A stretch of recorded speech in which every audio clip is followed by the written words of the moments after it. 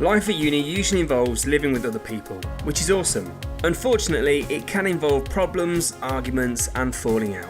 Here's our top 5 tips for getting on with your new housemates. Your stuff is important to you. Other people's stuff is important to them. Look after all the stuff.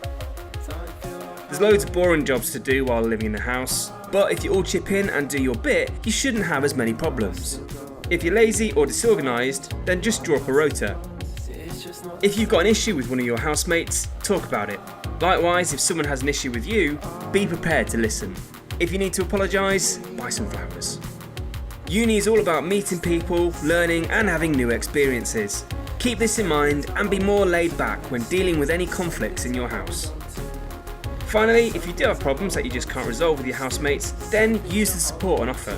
Whether it's from the support network inside your halls of residence or help from someone at the uni, don't let problems build up. Get it sorted.